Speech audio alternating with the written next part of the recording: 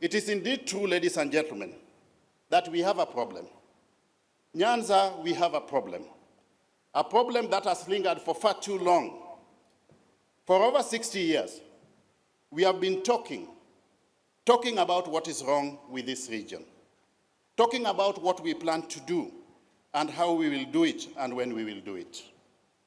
And yet, here we are, 61 years after independence, where nearly half of our people still live in abject poverty, struggling to meet food and other most basic needs. One of the most fundamental concerns that we have here is youth unemployment. Youth, as we all know, are the backbone of any society, and they represent the future of this region. But how can we expect them to thrive when the opportunities to develop their potential are so scarce? When we look at the youth in our towns, the villages, and the cities, we see brilliant minds, energetic hands, and hopeful hearts, but they are often left idle, unfortunately, without adequate access to employment, skills development, or investment in business ventures, and yet their talents remain untapped. For decades, our fate has been dictated by the politics of the day in this region. Our fortunes have risen and fallen at the whim of political shifts and turns, innuendos, if I may call it, instead of being built on the solid foundation of economic progress driven by solid investments on the ground. But let me say here today, our story does not have to continue like this. The prosperity of Nyanza must be defined by economics, not only politics.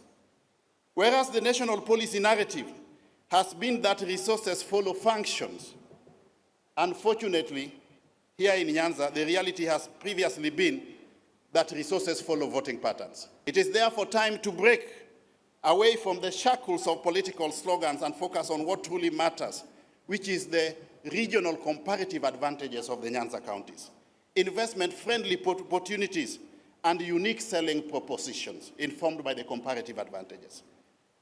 We need a situation where we see SACCO memberships outnumber political party memberships.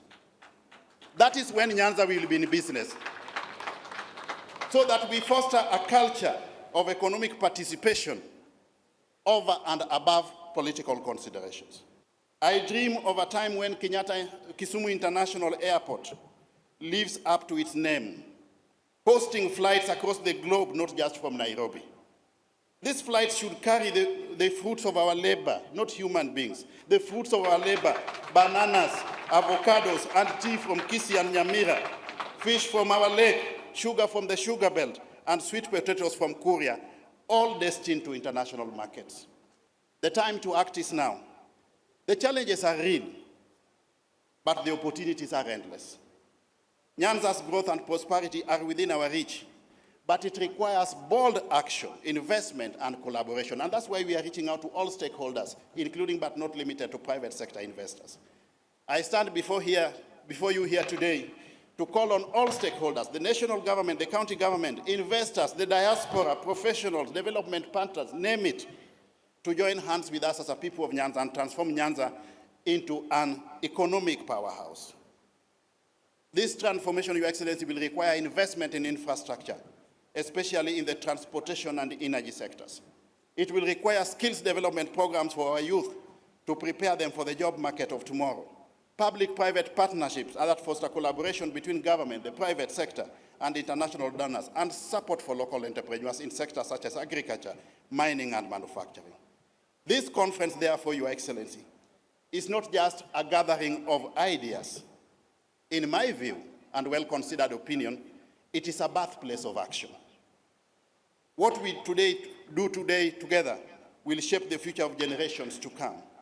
The investments that we make, the partnerships that we form, will not only yield financial returns, but they will also be a testimony of our belief in the people of Nyanza and the boundless opportunities in this region, and for the greater good of Kenya as a whole. We are not waiting for change. We are creating that change ourselves.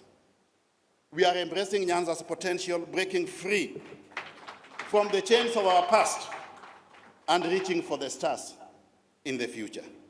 we, the people of Nyanza, are asking you all to work with us. In return, I promise one thing, that your investment will not just be measured by profits alone. It will be measured in the stories of young entrepreneurs, of farmers whose lives are transformed, of communities empowered, of infrastructure that drives growth, and of a region that rises to meet the challenges and opportunities of the 21st century. This is our opportunity. The challenges are clear, but so are the opportunities. We have the resources, we have the people, and most importantly, we have the will to change. It's time to transform Nyanza. This will require transformational leadership, and it will require the input of all of us. The future of Nyanza starts today. The time for action is now. Yes, we can do it, and it must be done.